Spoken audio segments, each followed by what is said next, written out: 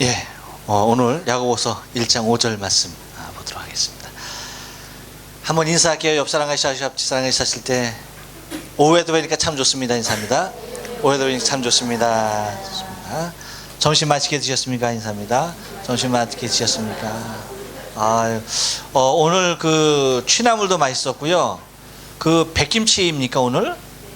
그 어느 분이 오신 거예요, 김치? 예? 권사님이? 그렇군요. 권사모님이 다 갖고 오신 거구나. 여러분, 멸치는 어땠어요? 멸치 맛있었어요? 예. 누가 볶았어요, 그거? 제가 볶았습니다. 볶기만 했어요. 조금,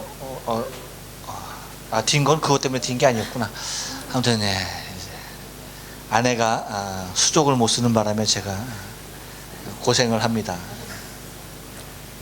자, 여러분, 우리가 우리의 삶 가운데 하나님께 기도하며 사는 것, 이것은 당연한 삶이죠. 근데 요즘 혹시 여러분이 하나님께 구하는 것이 있다면 무엇을 구하고 있는가? 무엇을 구하고 있나 하는 것을 한번 좀 생각해 보세요. 무엇을 구합니까?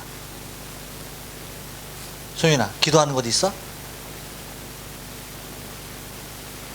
왜 이렇게 아무 생각 없이 앉아있냐? 기도하는 거 있어? 무엇을 위해서 기도하니? 여러 가지 여러 가지 하면은 특별하게 없는 거야. 그치? 특별하게는 없지. 가족의 건강. 그래. 건강해야지. 예진아, 기도하는 거 있어? 입시. 그래, 입시를 위해서 기도해야죠.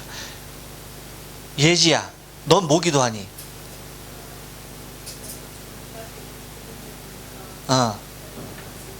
대학 입시를 놓고 너도 기도하는구나. 예솔이는 무엇을 위해서 기도할까?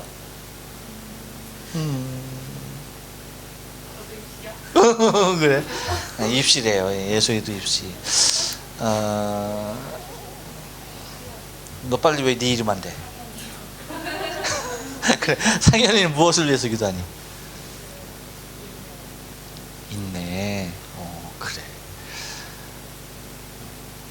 그거 나올 거야, 이따가. 그래. 그래. 왜?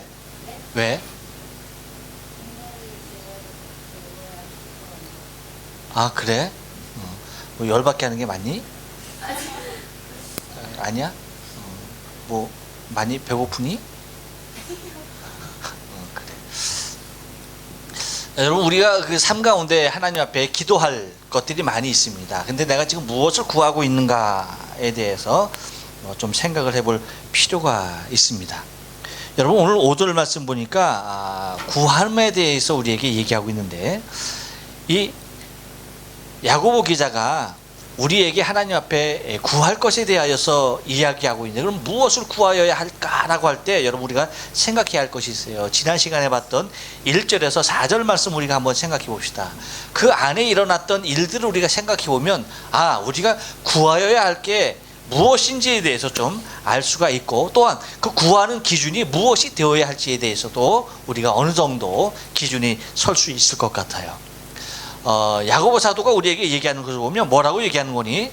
하나님과 주 예수 그리스도의 종 야고보는 흩어져 있는 12지파에게 문안하면서, 형제들아, 너희가 여러 가지 시험을 만나거든 온전히 기쁘게 여기라 라고 말합니다.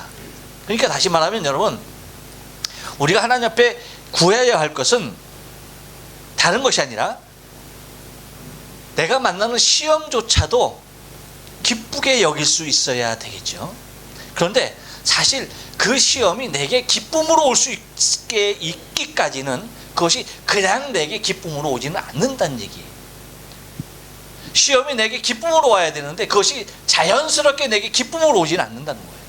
시험을 기쁨으로 맞을 수 있는 사람은 누구냐라고 할 때 다른 사람이 아니에요. 먼저 무엇했던 사람일까요? 구했던 사람입니다. 시험이 나에게 기쁨이 되게 해달라고 하나님 앞에 구한 바 되어진 것입니다. 그래서 이는 믿음의 시련이 인내를 만들어내는 줄 압니다. 무엇까지도, 인내까지도 어쩌면 우리가 하나님 앞에 구하여야 할 덕목이 된다라고 하는 것입니다. 그래서 이 얘기가 뭔 얘기냐면 사람의 행위로부터 무엇이 내가 잘 이루어지고 있다 생각된다라고 한다면 그것은 잘 이루어지고 있는 것이 아니라는 거예요. 내가 생각하고 있는 것이 잘 되고 있다, 그것은 잘 되고 있는 것이 아니라는 얘기입니다. 무슨 얘기입니까? 하다못해 내가 만나는 시험까지도 그것을 기쁘게 여김에 대하여서 강구하지 않으면 그것이 내 기쁨으로 오지 않는데, 하물며 내가 기도하지 않는 것이 내 삶 가운데 잘 이루어지고 있다고 한다면 그것은 잘 이루어지고 있는 것이 아니라는 얘기예요. 무슨 얘기냐면 우리가 인내 하나까지도 하나님 앞에 구함으로 말미암아서 하나님 나에게 인내를 주옵소서 라고, 그래서 내 삶 가운데 하나님께서 풍성하게 채워 주옵소서 라고 하는, 부족함이 없게 하옵소서 라고 하는 그 기도까지도 하나님 앞에 아뢰게 될 때에 우리 하나님께서 우리의 삶 가운데 간구하는 것들이 우리에게 충만하게 온다는 것입니다. 그래서 이러한 것들이 구하게 되는 계기가 무엇이냐라고 할 때, 우리가 왜 어느 때에 하나님 앞에 구하게 되고 하나님 앞에 간구하게 되느냐라고 할 때에 야고보 기자는 이렇게 얘기합니다. 아무 때나 우리의 구함이 나타나게 되는 것이 아니라는 거예요. 어느 때 구하게 됩니까? 한번 따라서 합니다. 나의 부족함을 느낄 때, 내가 부족한 것을 알게 될 때에, 내가 연약한 것을 알게 될 때에 하나님 앞에 구하게 되더라는 거예요.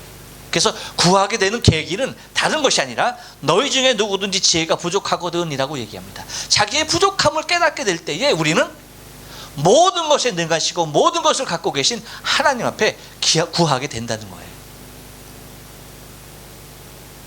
그러니까 내 스스로가 부족함을 느끼지 못하면 하나님 앞에 구할 것이 있다 없다? 없는 거예요. 스스로에게서 다 채워지는 거예요. 자족되는 거예요. 그러므로 하나님 앞에 구할 것이 없어요. 그러면 여러분, 내가 하나님 앞에 기도하는 사람인가, 하나님 앞에 구하며 사는 사람인가, 구하지 않고 사는 사람인가 라고 할 때에 구하지 않고 산다라고 하는 것은 나는 모든 것이 내게 만족하게 이루어지고 있다라고 하는 것입니다. 근데 아까도 전제했듯이 내가 구하지 아니하는 것이 내게 만족하게 이루어진다는 것은 그것은 좋은 현상이 아니라는 거예요.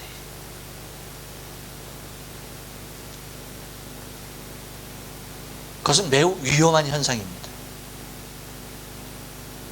마치 무엇과도 같은 거니, 여러분, 간암 우리가 알죠? 많은 사람들이 간암으로 목숨을 잃는 경우가 많아요.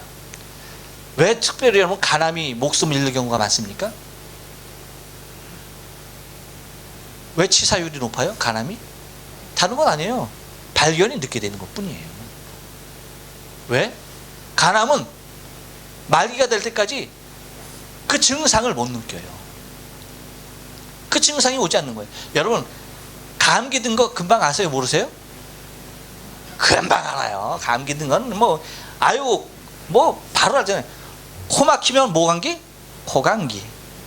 목이 아프면 뭔 감기? 목 감기. 열이 나면 무슨 감기? 열 감기. 금방 알아요. 금방. 그렇기 때문에 감기가 정말 위험한 병임에도 불구하고 어떻게 되는 거예요? 치료가 가능한 거예요. 빨리빨리. 그런데 간암이 여러분 더 심각한 병이잖아요. 근데 왜 치료하지 못해요? 그렇죠. 증상으로 나타나지 않을 것 뿐이에요. 그러다 보니까 증상으로 나타날 때는 이미 손을 쓸 수 없을 상황에 이르러서야 증상이 나타나는 거예요. 계속 감기 든 것 같은 거예요. 계속 가까운 그냥 동네 병원에 다녔어요. 근데 감기라는 거야. 꼭 감기약만 먹었어. 근데 감기가 보통 그냥 감기약 먹으면 일주일, 2주일이면 나는 것이 한 달 가도 안 나고 2달까지 가는 거야. 왜 감기가 오래 가나 싶어서 다른 병원 갔더니 뭐라 그래요? 간암입니다. 한국에 있을 때 권사님 한 분이 그렇게 가셨어요. 그냥 감기라는 거였어요. 동네 병원에 갔더니 감기래. 갖고 계속 감기약만 먹고 계속. 근데 감기가 안 나. 가보니까 어떻게 되는 거예요? 간암 말기야. 그 이후로는 손을 쓸래 손을 쓸 수가 없어요. 증상이 나타나지 않는 거예요. 똑같아요, 여러분. 내가 구하지 않았음에도 불구하고 부족함이 없이 그냥 살아간다. 이것만큼 위험한 것이 없어요. 차라리 내게 환난이 오고 어려움이 오고 곤란이 오면 그것 때문에 뭐 하는 거예요? 하나님께 구하기라도 하죠. 하나님 붙잡기라도 하죠. 그런데 그런 증상 없이 그냥 가면은 어떻게 되는 거예요, 여러분? 그냥 그대로 가는 겁니다.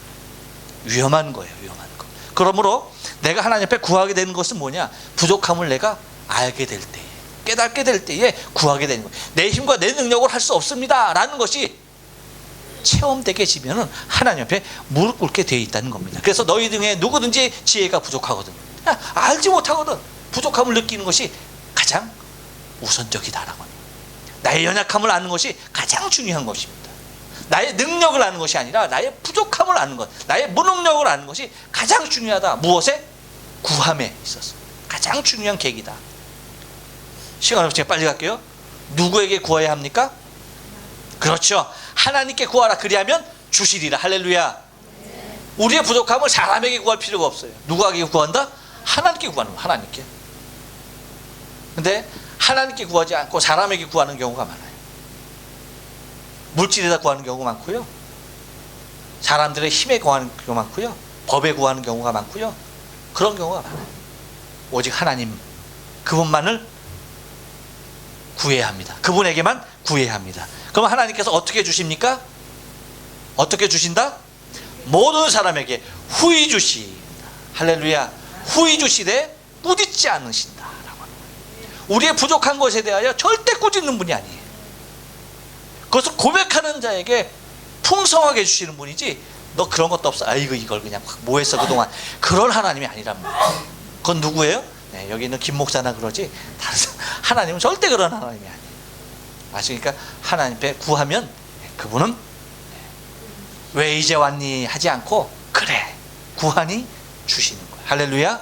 그 하나님께 여러분 구해야 하는 거예요. 그러니까 내가 무엇을 구하고 살고 있는가 여러분 기억하시고, 구하는 것이 없다, 위험하다, 위험한 나의 영적 상황이다 깨닫으시고, 나의 부족한 것 뭐든지 하나님 앞에 구함으로 얻어야 됩니다. 할렐루야. 그래서 아까 그 전 시간에 말씀드린 시험조차도 기쁘게 여길 수 있도록 하나님 내게 시험이 오고도 기쁘게 하여 주옵소서. 구해야 되는 거예요, 여러분. 그래야지 시험이 왔을 때 기쁜 거예요.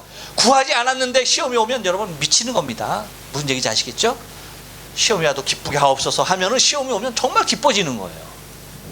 그렇죠? 그런 모습으로 미리미리 구해 놓으시면 하나님께서 우리에게 꾸짖지 아니하고 후히 넘치게 허락하실 하나님이라고 야고보 사도가 우리에게 일러주고 있어요. 여러분, 그런 아름다운 삶이 한 주간의 삶도 주 앞에 구하는 삶이 계속해서 이어지는 한 주간의 삶 되어지길 주님의 이름으로 축원합니다. 기도하십니다.